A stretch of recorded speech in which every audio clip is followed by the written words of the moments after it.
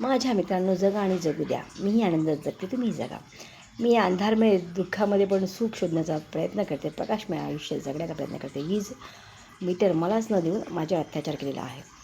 खोटी टीव्ही ऐकलं बॅटरी कारखान्याचा मालक वीरेंद्र कुमार निषाद, त्याचा मजूर बंटी यांनी दिली गणेश आव्हाड यांना. आजी मला पायथ्याशी ऑफिस आहे, सहाय्यक अभियंता. ते कोर्टात ते मी सिद्धच करेन. पण कसे लोक त्रास देतात ते बघा ना.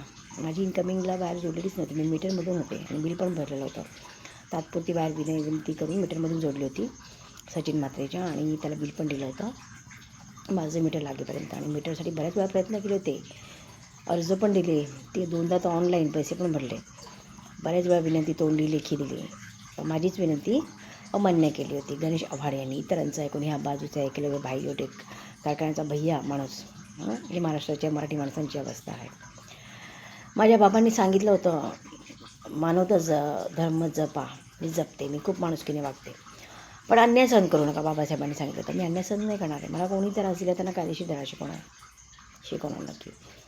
माझ्या तथागतांचं अनुकरण माझ्या बाबासाहेबांनी केलं होतं. बाबासाहेबांचं अनुकरण मी करणार. जय भीम, नमो बुद्धाय मित्रांनो.